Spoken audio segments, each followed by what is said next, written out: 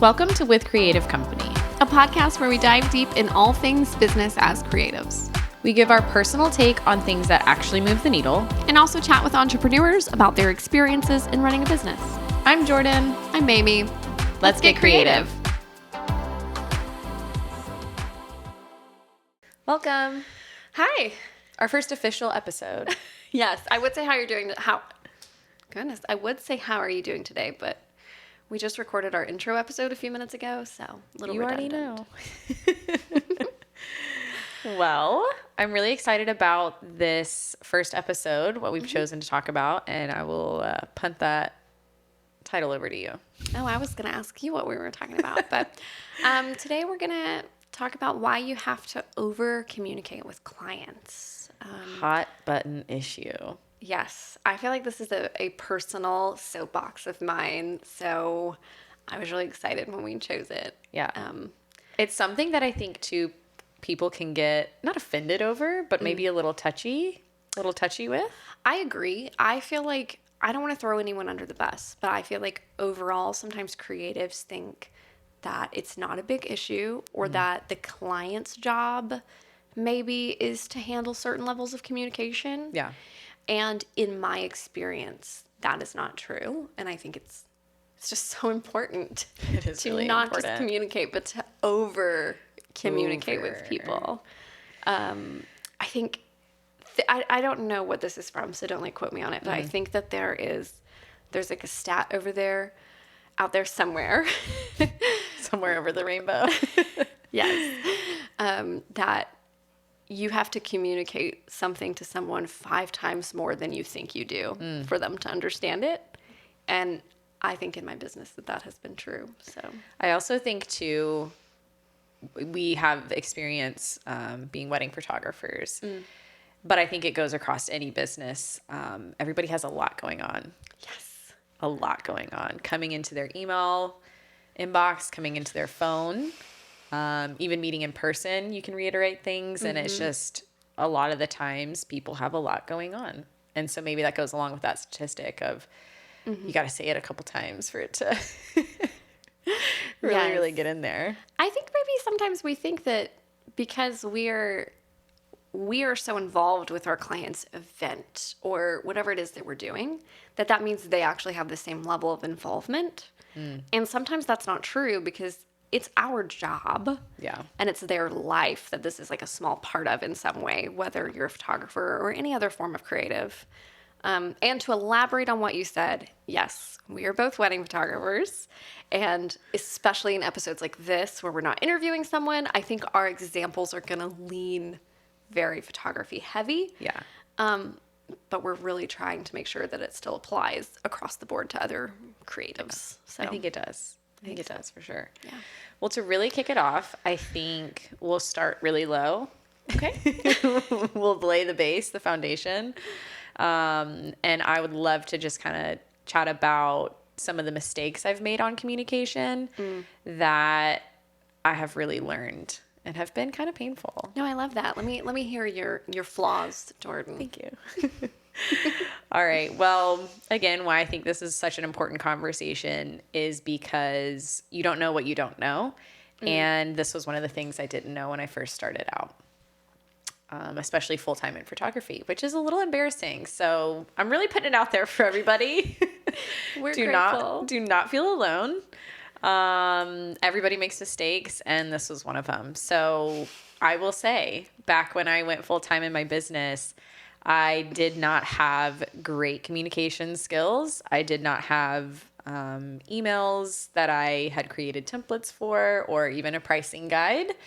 And I sold a $3,600 wedding package, but I didn't have a contract and I didn't have anything. And a couple months went by and I hadn't heard anything from the client and they hadn't heard anything from me.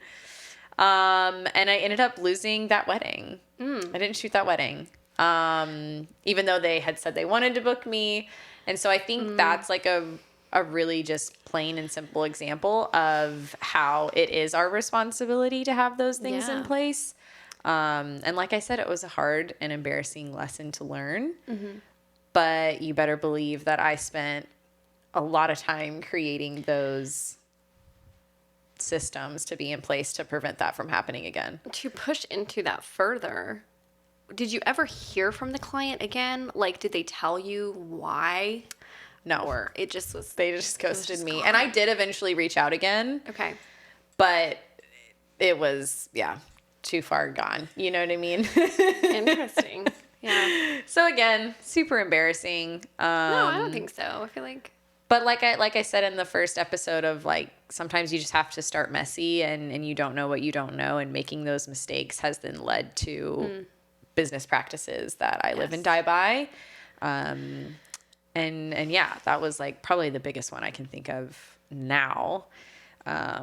So starting on that low level, let's talk about maybe a little bit more tangible advice. I'll actually elaborate on your low level a little bit really quick, though. I'll admit something that was really terrible for me that started a communication level in my business that's similar. I, for a very long time, didn't require deposits, which I know is a little bit financial, but it's also like, I think, a form of communication with your clients to establish, like, you're a business, they're a client. Take you seriously. Yes, it's a good boundary to have. And I just felt so guilty asking people for money up front. And I book a lot of out-of-state sessions, a lot of times in my home state of Alabama.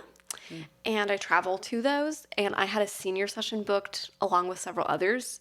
And they backed out the day before because her son wanted to go to the lake with his friends. And I finally realized that had I made this mother pay a deposit, that she would have seen me as a business and probably wouldn't have let her son go to the lake, which I totally understand because it was like just telling some random 20-year-old that you weren't going to do this session didn't seem like a big deal to her. Yeah. So yeah, I think we've all done that. Lost out on that money. It is. But again, a lesson you learned to have those practices in place and that wouldn't happen again. Oh, it would never. Right? Yeah, it would never. And if it did, I at least would have, 25% out of it. Right. So, if not more, based on the contract that they signed. Yeah, I love that. So now I think we can maybe talk about the concept of another form of communication, which is kind of owning up to things or just communicating with our clients when things may not be kosher. Yes. Again, soapbox for me. I have seen immense patience and empathy for clients because I always own up to my mistakes before it becomes any form of problem. And I can give a couple of examples on that, or I can just elaborate further. I'd love to hear some examples, real life. I wouldn't say it's a mistake per se, but when I found out I was pregnant with my daughter, one of the first people that I told was a client whose wedding I was going to have to back out of. But instead of pushing that off and waiting a long time or sending some kind of like really apologetic message, I instead touched base with another photographer that I know and informed them of the scenario and of the pricing I had booked that client under. And I said, is there any chance you might be willing to take this client at a similar rate and on this date? And they were into the idea. So then as soon as I reached out to my client with, I am backing out of your wedding. It's in the contract. I can do this. Yeah. But I'm backing out of your wedding. They already had a backup plan in place and they actually used her. They went with that option because I had done the work. My client didn't have stress of having to like find a new wedding photographer. Start over. Or do all these things. Or another example that I could give that really helps me out is like for weddings, I have an 8 to 10 week turnaround time. And as someone who's worked with a lot of photographers who sometimes don't tell me when I'm going to get my images or are late, because I think as creatives, we tend to be kind of procrastinators. Who are you talking about? I think it's a little bit stressful when you're on the other end of that and you've just been sitting around for weeks thinking about your photos every day. Mm-hmm. So as soon as I hit that 8-week mark, if my client doesn't have a gallery in their inbox, I will send them an ETA of when I think their gallery is going to arrive. Yeah. Again, that's not even a mistake. Right. But because I'm already in their DMs saying, hey, I know it's 8 to 10 weeks. Your gallery is probably going to be delivered around 9 weeks. Yeah. They don't have to touch base with me. Right. And ask me questions about it, which somehow annoys me, even if they're well within their means to do that. I was about to say, I think as creatives, a lot of photographers and, get kind of a little annoyed or maybe a little antsy when people reach out asking, even if they have just the intentions of figuring out. Yes. Right? So even if maybe, let's say your first email with them said, hey, this is when the turnaround time is. Well, that could have been a year ago if you're booking a wedding, right? That could have been 2 months ago if you're booking a session. So reiterating that, and then again, going back with, hey, just letting you know, I'm in the first range of this, but it's going to be this. Mm-hmm. Such a huge time saver for everyone. And also, I think helps us not feel rushed or feel pressured. And I think it makes your client feel like you're working on it and that you haven't forgotten they exist. Right. Especially because if you're like me, like my social media looks like I'm just being a mom, living life. And, clients could literally think, does she not edit? Is she not working on it? Mm-hmm. And yes, to circle back to what you say, this is an episode on over communicating. How many times do you communicate something important to your clients? Ooh, that's a check. I would say, I guess it depends on what it is, but let's say I book a client a year out from their wedding date. Mm-hmm. So as soon as the communication, hey, we want to book, we send the contract over, we both sign it. As soon as that is signed and the deposit is paid, I send an email out with next steps. Okay. Because I think when someone pays, to me, it's kind of like a receipt. Hey, I got your deposit.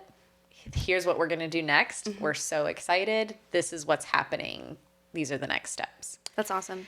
So that's something that I learned. And something I feel like I try to put myself in the shoes of other people and what I would like. If I'm going to spend a lot of money on something, I would like to know that you got the money. And I would like to know what's happening next. I think that's a huge thing that I really, fell short on for a long time. And it makes I feel like it makes them feel like they're being ghosted almost. No, I honestly should implement that. I don't do that. I think the software I use for client management does give like a confirmation and you can like go on and see that you've paid. You can see that your contract's signed, but I don't send an official, I got it, you're good. Yeah. And I have had people ask me like, did you get my deposit? Yeah. And I realize now that that's probably not great. But so I guess that's one. It's the first time. Then all of my clients, well, we obviously chat about engagement session if that's part of their package. And that's kind of the next steps email as well. It's part of that, giving them, hey, just start thinking about when you would want to do your engagement session. Here's some of my availability, blah, blah, blah, based on what we've chatted on before.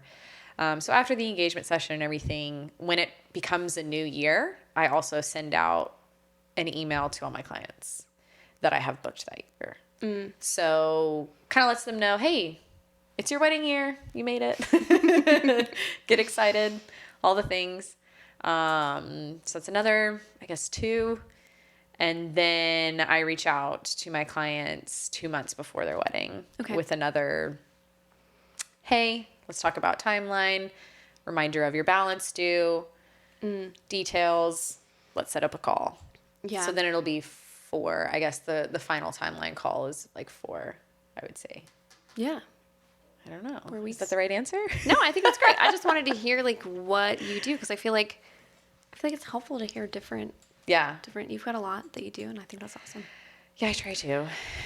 It's a little stressful at times, but... Well, and it can be helpful to utilize automation. Yeah. I don't know how much you do that. I feel like that's helped me a lot.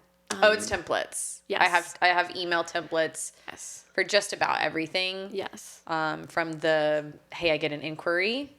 Within that, I try to make it personal, obviously writing their name, if they mention a venue that I've shot up before, or if it's word of mouth, try to add that in there as well. But yeah, everything is templated because, again, that's more time taken away from other clients, whether it be editing or shooting, Yes. that I have to deal with. And so it has made my life exponentially easier. And tip, by the way, you don't have to write all of these templates by yourself.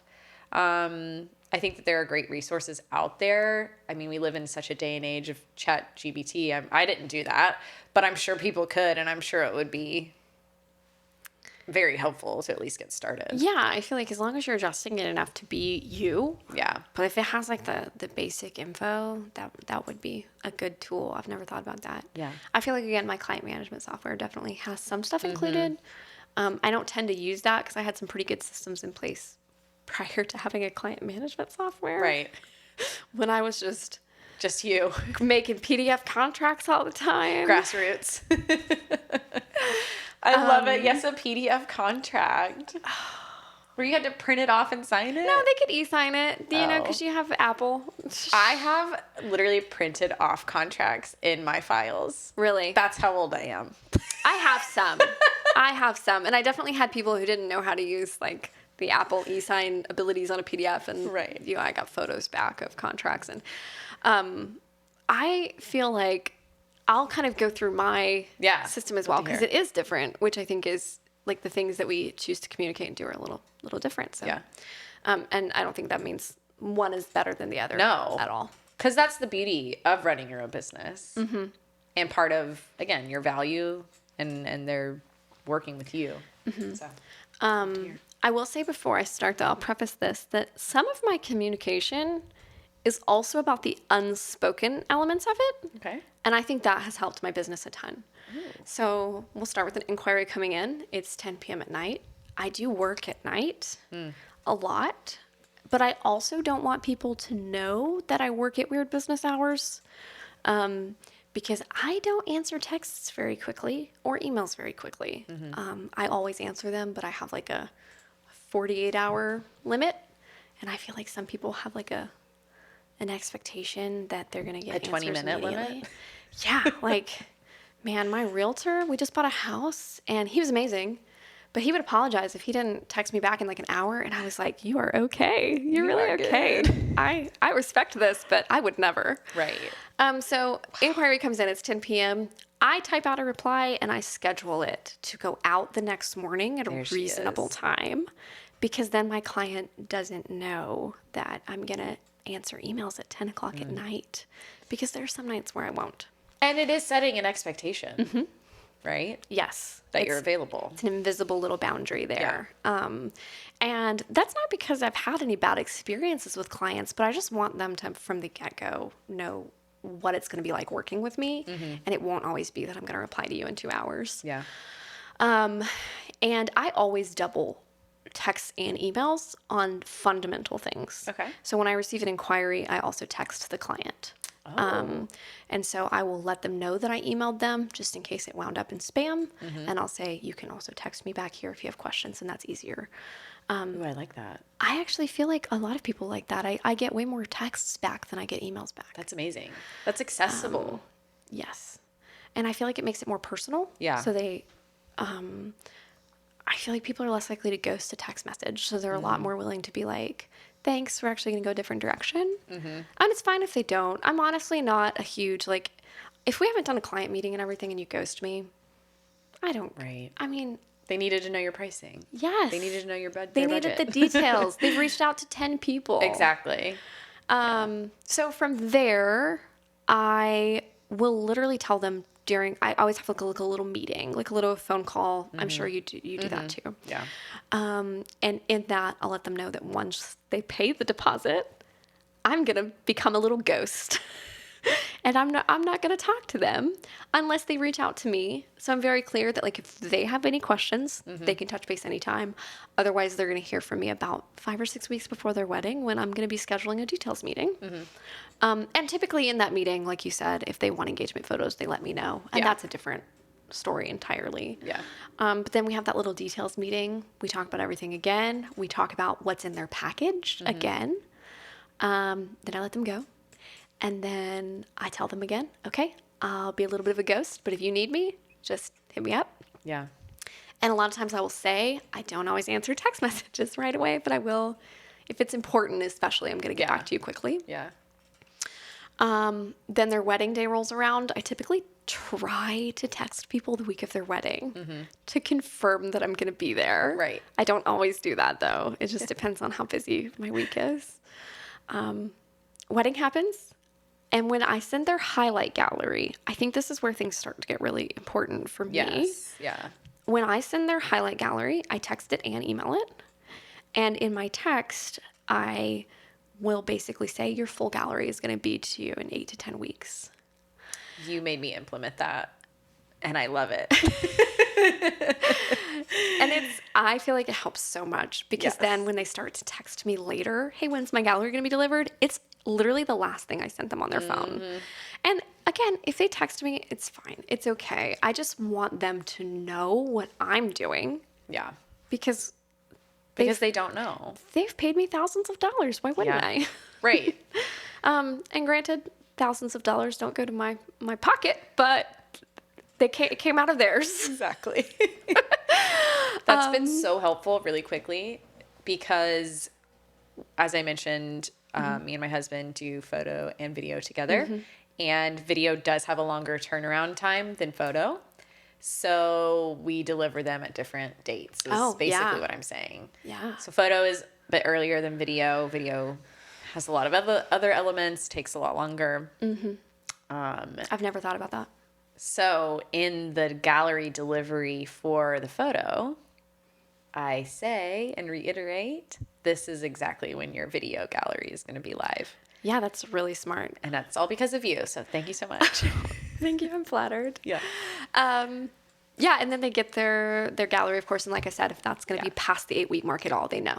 And I actually told all my clients when I was coming back from maternity leave to expect that I might be late, and they all had a lot of grace for that. Yeah. But my anxiety was way too high, and that didn't really happen. But I did push to the very end of like the 10-week mark. All that to say, that's 5 times that I communicated my turnaround time to clients. It's initial, they got it in their packages, they got it in their meeting, they got it when we chatted before their wedding, they got it in a text message, and then they might have even gotten a little update. Yeah. So there's really no room for them to not know what I'm doing. Right. And I feel like you can implement that if you have a business that's not photography. Whatever is important to you that might stress you or your client, I feel like it's important to over communicate that because you don't want your client to think that you are just flipping through, not caring about them. Yeah. Which I will say, tell me if I'm getting too far afield here because I might be. I think a lot of creatives, we know how much money we're making off of something that we are booking or doing. And we know it's not what the client paid us. But that client still put up $3,000, $4,000, $5,000. Yeah. And for them, that's probably a lot of money. I mean, unless they have a completely different financial situation than I have. Who knows? But I assume for most people, that's a lot of money. Yeah. And like, I don't make $3,000, $4,000, $5,000 purchases Often. ever. Yeah. Ever. You just bought a house, so. That is true. Just saying. Yeah, that was expensive. Yeah, other than my mortgage.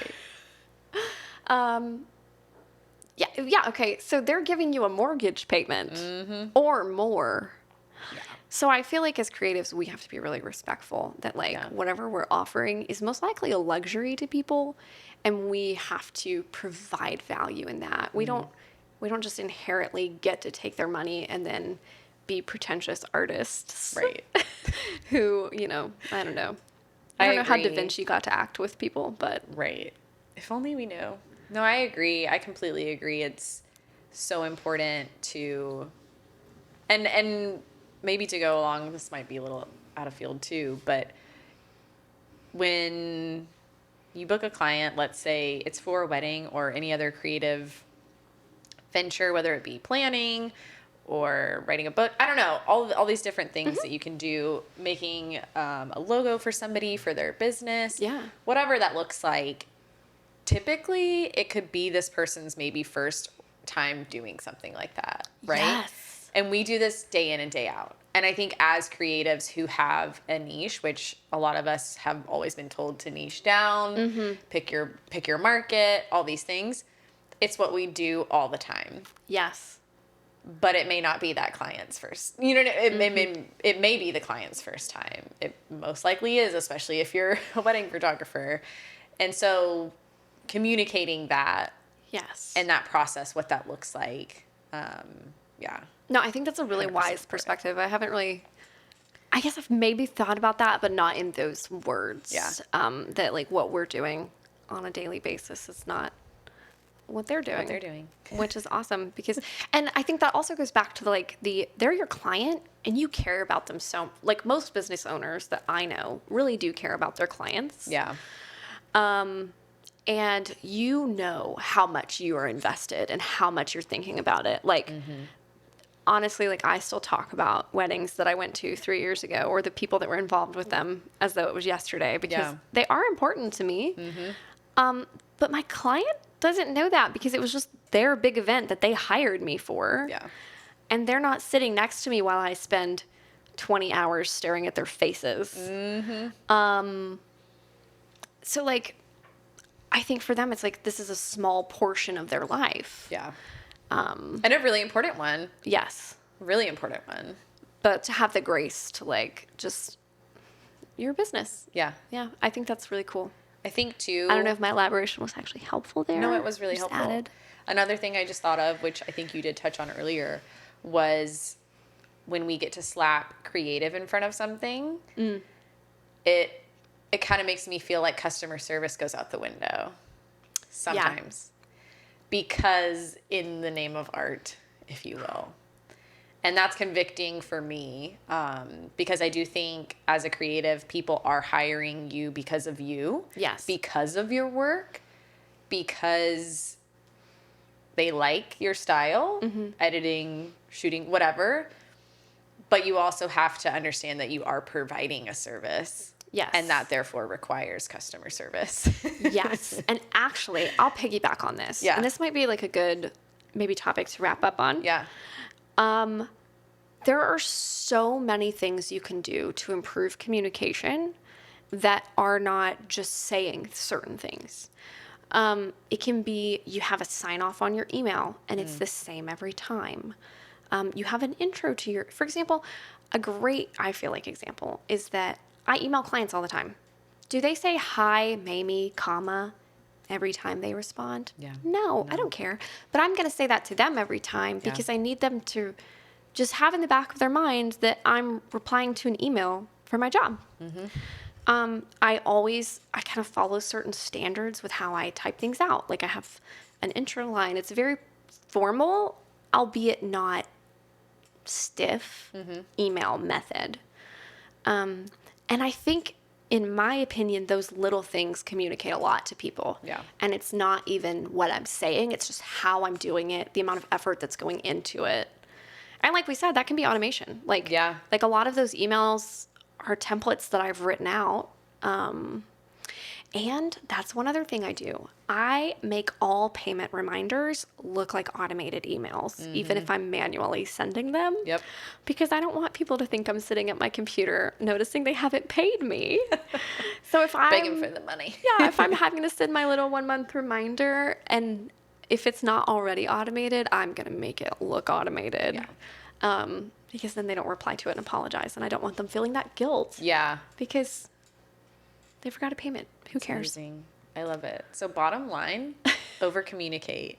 Yes. If you think you're over communicating, send one more email. Yes. But don't be too wordy. Don't be too wordy. Like us. Oh, man. We do have that problem. Yeah, I think setting up templates, I think the vacation thing too, especially, I always find this, and this might be specific to wedding photography, but the weekends are when our clients can respond to our emails. Goodness. But we're working. We're physically gone. We're physically out of our offices shooting things. Mm-hmm. And having that reminder of, hey, we're shooting this wedding this weekend. We will get back to you on this date. Yes. Huge game changer. Actually, this made me think of another part of my soapbox. So I know I said that I thought I had a good place to wrap up, but I have one more, and this is also photographer specific, but it irks me a little bit because I know that it's hurting their business in some way, which is that your Instagram story is not a place where you can accurately communicate to clients. Amen. Because not everyone's going to see it. I'll second it. So if you're going to be on vacation for 2 weeks, blast an email everyone that you currently have booked, even if their wedding is like 8 months out. Right. Blast them an email. Because if you're like me, I don't reply to stuff on vacation. I have very strict boundaries on that, unless it's an emergency. Right.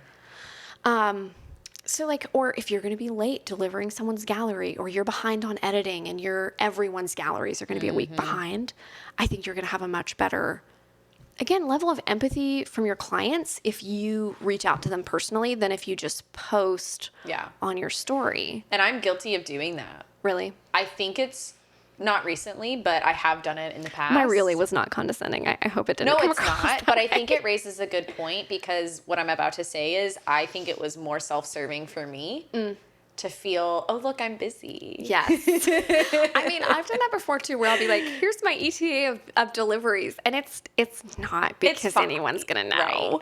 So do that if you want. But I also think communication, specific personal communication to the people that are actually reaching out and that are actually waiting on things, super important. Do your little social media post, look busy, send your clients a text. Exactly. I think that's great. I love it. Yeah. Well, awesome. Was there anything else that you wanted to touch on? Do you feel like we're in a pretty good place to? I feel good about it. Okay. Yeah. I think that's great. So I think to some, as much as you can be casual with clients, professional communication wins, and it helps your business so much. And it helps your life. Absolutely. It helps your life. It helps create boundaries for you, for your client, set expectations, and make you look professional. Yes. And who doesn't want to be professional? Well, maybe some people. Yeah, I was going to say, I'm sure there were some. But anyway, thank you guys so much for joining us for our first official episode. We did it. It's been very fun. We're both big yappers, so I think this is a good outlet for us. In Mayme's words, we like to opine. Yes. It's your favorite phrase right now. Yes. Well, subscribe if you would like to hear our next podcast. You can look out for episodes bi-weekly, every other Wednesday. I think we're going to sort it out so that it's kind of like one episode with us just chatting, and then one episode with us talking to another creative business owner about their experiences and wisdom and everything else they want to share. Yeah. I'm really excited about some of the guests we have lined up. Okay. Have a great rest of your day. Bye. Bye.